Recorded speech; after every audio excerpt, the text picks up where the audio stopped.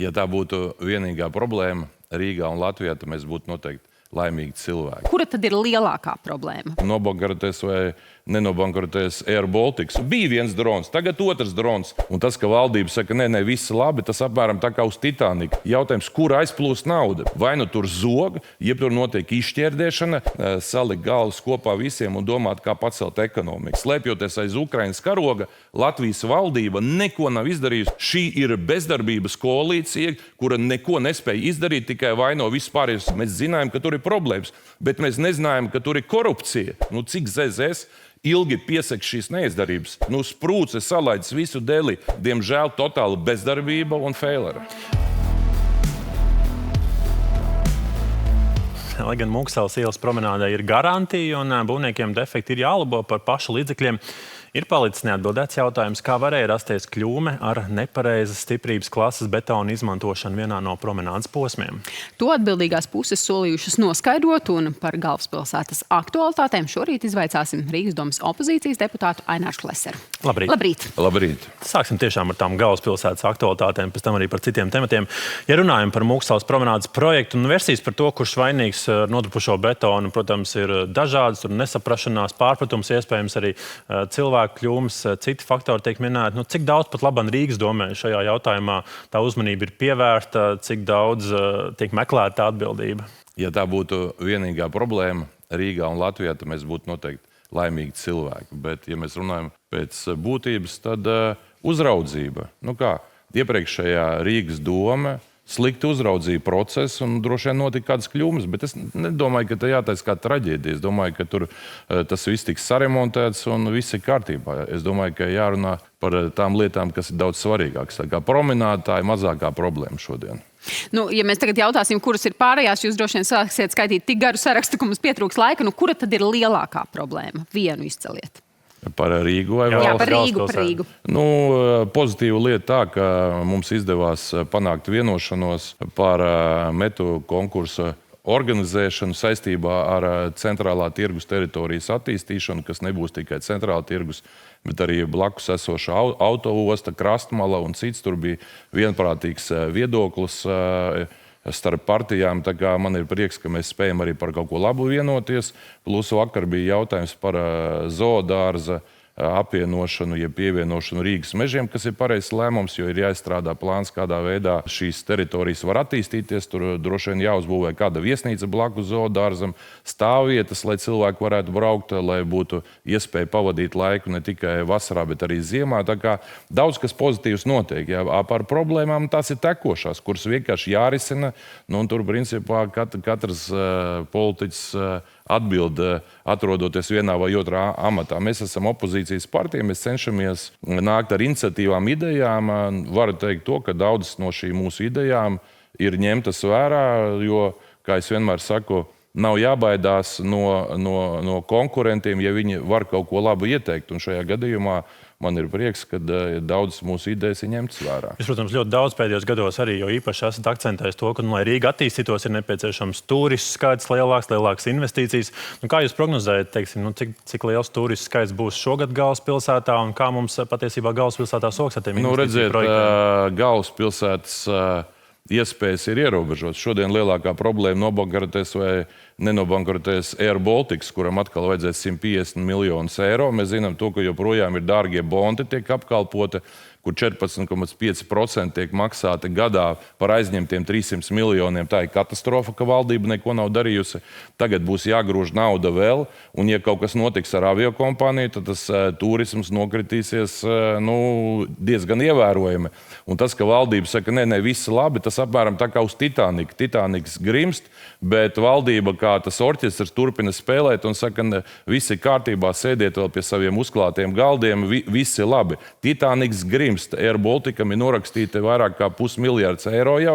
Tagad būs jāiegrūž vēl 150 miljoni. Valdība neko nedara. Jautājums, kur aizplūst nauda? 50 miljoni mēs zinām, ka aiziet bondu apkalpošanā. Kāpēc vēl 100 miljoni kaut kur pazūd? Mums ir jaunas lidmašīnas. It kā viņas tiek iznomāts pat Lufthansai. Tad vajadzētu strādāt ar peļņu. Es uzskatu, vai nu tur zog, jeb tur notiek izšķērdēšana. Un tas, ka mūsu valdība nespēja normāli to visu uzraudzīt, tas ir pamats. Tā kā, principā, principā Air Baltica nākotne lielā mērā būs saistīta ar to, kā attīstīsies turisms. Protams, Rīgai jādara viss, lai kafejnīcas, restorāns strādātu. Un, protams, piemēram, mans priekšlikums par to, ka mēs varējām tās pustukšās lidmašīnas piepildīt ar turistiem, piedāvājot viņiem bezmaksas lidojumus nesezonā, kur, principā, ja viņi apmaksā vismaz 3 naktas viesnīcās, nekas tāds jau nav ņemts vērā. Neviena ideja no valdības puses nav ņemta vērā, pašiem ideja nav, turpināt strādāt. Vai labāk mums būtu nevis uzdāvināt 150 miljonus tagad Air Balticam, vajadzēja pa tiem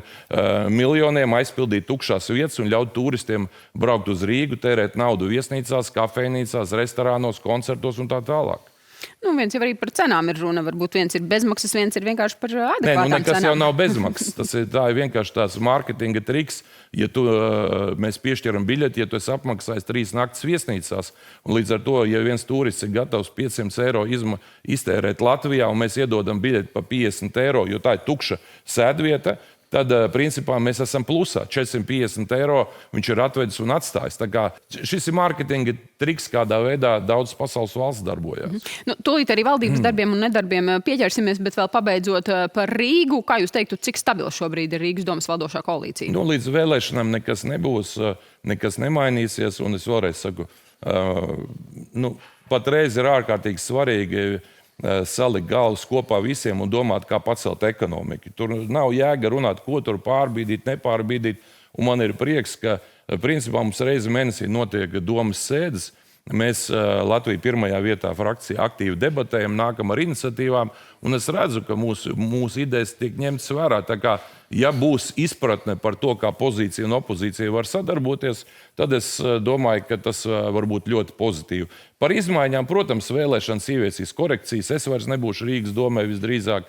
Vēl kādi deputāti pāries, tad kaut kas var mainīties. Bet, kā es teicu, mēs nevaram visu laiku domāt tikai par vēlēšanām. Kaut kad jau arī jāstrādā, lai ir tie rezultāti, jo tā krēslu pārbīdīšana pie kā laba jau nenoved. Kaut kā ir sanācis mums tomēr katru gadu gandrīz tās vēlēšanas ir un politiķi domā par tām vēlēšanām. Bet runājot par to ekonomiku, skaidrs, ka ekonomika nebūs arī bez stabilas drošības. Ja mēs runājam par to drošības situāciju valstī, vakar šis incidents ar dronu, arī pārējās Baltijas valstīs. Kā jūs redzat, vai atbildīgie dienesti, teiksim, šajā drona incidenta gadījumā Latgalē, Krāslavas novadā izdarīja visu maksimālo? Es sākšu ar to, ka Latvija pirmajā vietā partija kopš pirmās dienas, kad Krievija iebruka Ukrainā. Mēs nosodījām ne tikai Krieviju, mēs esam visos balsojumos konsekventi, esam atbalstījuši valdību attiecībā uz atbalsta sniegšanu Ukrainai. Tā pašā brīdī, runājot ar Ukrainu un slēpjoties aiz Ukrainas karoga, Latvijas valdība neko nav izdarījusi, lai Latvijas pilsoņi justos droši. Es esmu daudzkārtīgi arī no Saeimas tribīnes teicis, kādā veidā tiek aizsargāts Rīgas HES, ja kaut kāds drone vai bumba trāpītu Rīgas HESā, kas varētu noslaucīt lielu daļu Rīgas. Nekas nav darīts. Problēma pie lidostām, šie visi objekti, nekas nav darīts. Un tagad pēkšņi saceļās trauksme, ārprāts viens drons ir ielidojis, un mūs, ja pat nespēja notriekt vienu dronu, stāsta, ja mēs notriektu, viņš uzkristu kādam uz galvas, Latgales pusē ir pieņems lēmums, ka ir nepieciešams visu Latgales teritoriju pierobežu nomīnēt. 450 km Baltijas Krievijas robeža it kā tiks mīnēta. 4 gadi karš jau iet, patiesībā nekas nav nomīnēts, nekas nav izdarīts, lai Latgalē cilvēki justos droši, un tur nav nekādas iekārtas, kas varētu notriekt šos dronus. Un, ko es ar to gribu pateikt? Ja drošība ir praktiski nekāda, vienīgais, uz ko mēs varam cerēt, uz to, ka laika apstākļi būs labi šajā reģionā un ka tomēr nekāda kara darbība nesāksies, jo mūsu Latvijas valdība neko nav izdarījusi, lai notriektu vienu dronu. Mēs pirms, man liekas, gada pusotra arī runājam, ka bija viens drons ielidojis. Tagad paiet vēl pusotras gads, atkal viens drons ielido un sākās liela krīze. Kas būs, ja 2 droni ielidos, 3, 5, 10, 100, nedod Dievs 1000? Ja? Par ko mēs runājam? Kā atbildība? Algoritmi esot atbildīgie dienesti. Kā atbildība tā? Neko nedara. Es vēlreiz saku, nevajag muldēt par visas robežas nomīnēšanu. Vajadzēja pierobežā izvietot attiecīgi tādas, kas saka, pret gaisa aizsardzības sistēmas, lai kaut vai dronus varētu notriekt pie Daugavpils strateģiskiem objektiem, pie Rēzeknes. Pierobežā ir tās vietas, kur ir vislielākā cilvēka koncentrēšana. Nekas nav noticis. Ir pieņems lēmums nedot tur pielaidis mēriem vai vēl kaut ko, bet tā ir politiskā retorika. Nespēja notriekt vienu dronu, pēc būtības valdībai būtu jāatkāpjas. Un starp citu gribu informēt, ka šodien Latvija pirmajā vietā iesniegs prasību, tātad demisijas prasību aizsardzības ministram Sprūdam, jo viņš ir pilnīgi izgāzies. Un tā muldēšana par to, ko viņš dara, kur viņš tur braukā, stāsta. Ja? Vēlreiz saku, pietiek piesakt visas mūsu neizdarības aiz Ukrainas karoga. Ukrainu mēs atbalstīsim arī pēc vēlēšanām. Ja Latvija pirmajā vietā uzvarēs vēlēšanas un es būšu premjeras, tad mēs atbalstīsim Ukrainu, bet ir jābūt rīcībai. Šī ir bezdarbības koalīcija, kura neko nespēja izdarīt, tikai vaino vispārējais. Un, ja mēs runājam par drošību, kā ir par vēlēšanām, par ko tagad arī jūs te vāraties visi. Pirms pašvaldību vēlēšanām, kad naktī vajadzēja skaitīt balsis šeit Latvijas televīzijas studijā, pēkšņi nobruka skaitīšanas sistēma. Arī tā ir nacionālā drošība. Viņš teica, nē, visi ļoti labi. Mēs zinājām, ka tur ir problēmas, bet mēs nezinājām, ka tur ir korupcija. Un, ja gadījumā tiks apdraudēts Nacionālās Saeimas vēlēšanas, tad rodas jautājums, tad kādā valstī mēs dzīvojam. Izrādās, Vienotība piesac korupciju, tikko te bija Čudars, vakar viņš sēdēja. Nu, paklausieties, ko viņš runā. Ja. Viņa paspārnē notiek visa šī korupcija, un viņš tur stāsta, ka viss ir labi. Par šo demisijas pieprasījumu, ko jūs pieminējāt, ko šodien Latvija pirmajā vietā iesniegs, vai jūs meklēsiet atbalstu starp tām opozīcijas partijām, vēl uzrunāsiet vēl? Un es domāju, ka mēs prasīsim arī ZZS atbalstu. Nu, cik ZZS ilgi piesaka šīs neizdarības? Progresīvie viņiem pārmet par mežiem, viņi pārmet vēl par kaut ko. Tad, kad bija jābalso par Švīkas demisiju, kā tiek iznīcinātas ostas, tranzīta nozara, nekas netiek darīts, daudz kas cits, viņi tāpatās balso pret Švinkas demisiju. Tāpatās arī tagad. Sprūce salaidis visu dēli. Mēs dzīvojam nedrošībā. Nevaram notriekt vienu dronu. Ja ZZS atbalstīs atkal Sprūdu, tāpat kā Švinku, mana pārliecība, ka viņi rudenī nepārvarēs 5%. Par Stambulas konvenciju viņi nodeva savus vēlētājus, tagad par Švinku viņi atkal balso nodot savus vēlētājus. Jāsaka, paldies, tur bija 3 deputāti no ZZS, Augulis, Daudze un Vucāns, kas tomēr balsoja pret Švinku.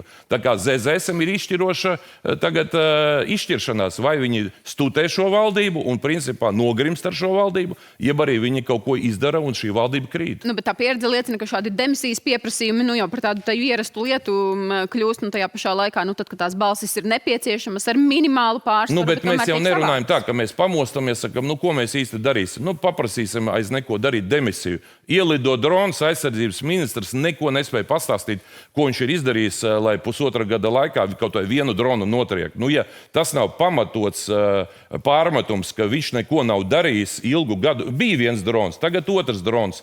Ja mēs iesim citos jautājumos, paldies Dievam, ka mēs esam NATO dalībvalsts, ka pie mums Latvijā atrodas ārvalstu arī karaspēks. Tas ir tas, kas mums dod šo garantiju, ka tomēr mēs varam justies drošībā. Bet tas, kas ir attiecās uz nacionāliem jautājumiem, diemžēl totāla bezdarbība un feileri.